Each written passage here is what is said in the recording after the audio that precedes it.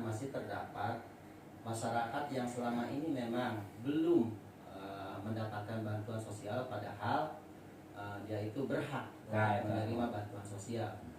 Kemudian ada masyarakat yang dari sisi kondisi sosial ekonominya sudah cukup bagus, sudah relatif kaya lah, tapi dia mendapatkan bantuan sosial, mampu ya. Tapi mendapatkan bantuan sosial. Nah, dari sisi untuk mencapai tepat sasaran itu tentunya melalui surat Pak Bupati pertanggal 28 April 2022 kemarin sudah disampaikan untuk dilakukan yang namanya verifikasi kelayakan penerima bantuan sosial. Ya. Jadi kepada desa dan kelurahan untuk dilakukan yang namanya verifikasi kelayakan penerima bantuan. Artinya jangan sampai yang harusnya menerima tidak menerima, tetapi yang seharusnya tidak menerima malah menerima. Rutin ada kan?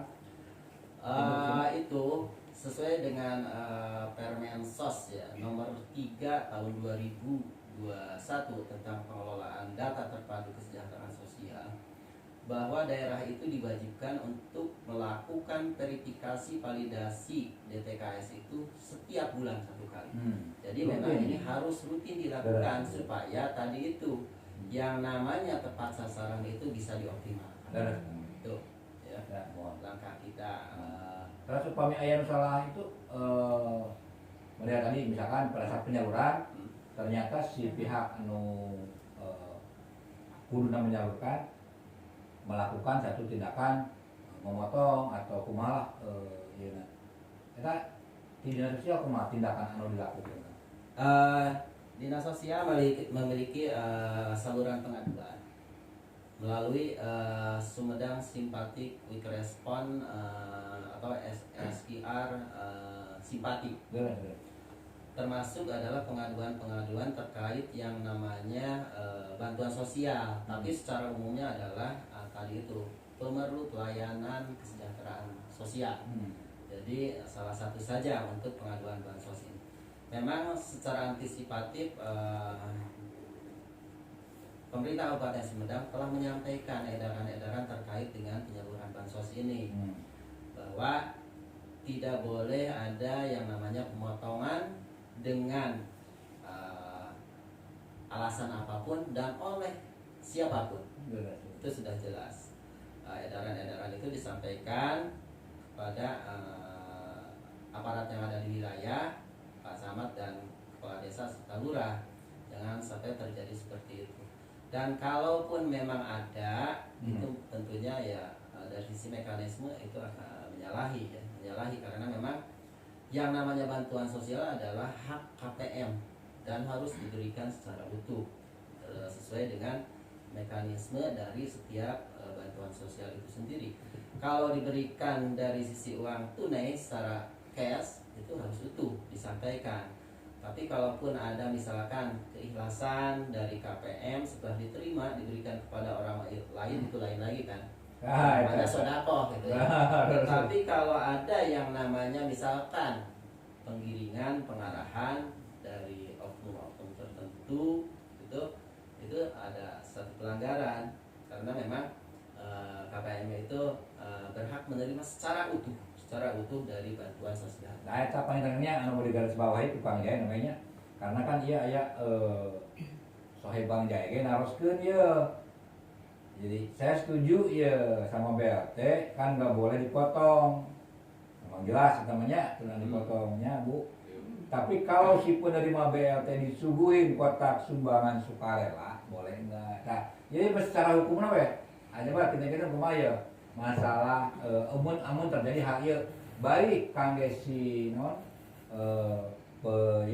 penyalurnya kayaknya coba penyalur si penerima ataupun si penerima aya konsekuensi hukum atau itu ya karena masyarakat kuninga kumaha saya mengatakan mohon maaf ya menurut hemat saya kalaupun uang itu uang yang sudah disalurkan dan telah diterima oleh penerima manfaat misalnya sudah masuk kantong meskipun di waktu dan tempat sama di situ terus di meja berikutnya atau ini disuguhi dengan kotak amal misalnya gitu. sukarela Sukarela. oh. Ya kalau secara sukarela mah ya gak apa-apa. Hmm.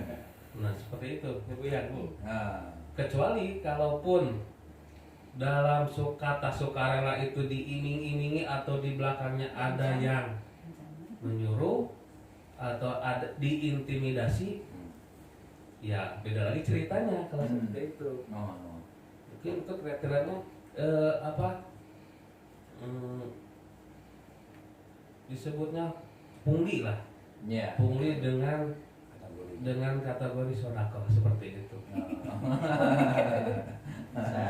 Bisa aja. Seperti itu. Kalau apa namanya?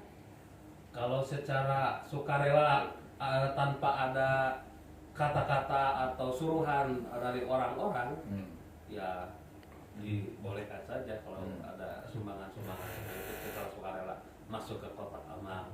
Kalau menurut saya sih seperti itu. Ya, jadi kan amun aya perumpamaan urang ya pemirsa sadayana nya, pemirsa SMTV sadayana, urang meser ke apotek obat misalkan. Tadi pinggirna teh sok aya kotak amal biasana mah teh pemirsa. Jadi meureun amun ku si penjaga apotek mah itu dipaksa kita geus mah teu aya masalah. Tapi pada saat si penjaga apotek bari ngasungkeun bedog kita geus sia eta jadi masalah. Angsulna di orang dilebet. Angsulna di orang dilebetkeun deui kitu nya sarua euy ka apa urang dikurangan permen. Ya kadang-kadang dilematis eta masalah eta. Eta pemirsa nya. Nah eta manawi eta tambihan ti Ibu mangga. Bidan. Mohon panginten eta lazimna tos seueur Kang Jaya salahasa. Terus mohon. Salahasa seperti itu. Tadi saudara ajabar bahwa upami bade beramal silahkan saja. Nanging di balik itu aya naon tah gitu. Apakah orangnya merasa terpaksa, merasa dipaksa, atau diiming-imingi itu sudah termasuk modus dalam bahasa hukum itu modus. Modusnya. Tebetna modus. Janten menurut hemat abdi kanggo tanjirna ieu gitu ya, bantuan sosial itu sampai kepada pemanfaat itu pengawasan ke dalam pengawasan harus betul-betul dilaksanakan oleh bagian-bagian yang sesuai dengan tupoksinya. Terus oke sosialisasi rupina dengan minimnya sosialisasi janten masyarakat tengartos kira ngartos mana nu leres mana nu lepat. Kadang-kadang kan sok janten pasea, sok janten permasalahan, janten demo, janten unjuk rasa. Soalnya dia kan tadi kunaon abdi kamari kenging, nah ayeuna janten teu kenging.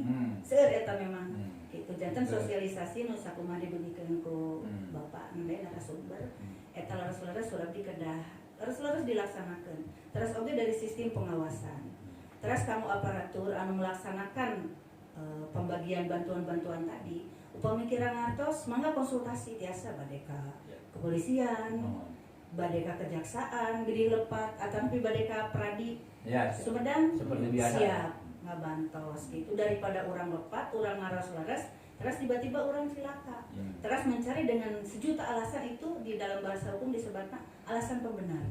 Itu alasan pembenar itu leres upami saur hukum leres, tapi upami saur aturan itu lepat, alasan pembenar tetap salah menurut hukum. Dan akhirnya jatuhlah kita ke kasus yang harus dilaksanakan yang menjadi peri kalau sadayana. Itu Kang Jaya Rupin. Siap, atur nuhun Bu. Kayak pan itu pemirsa SMTV kadang-kadang aya hal-hal krusial memang anu ku urang ka disikapi gitu nya.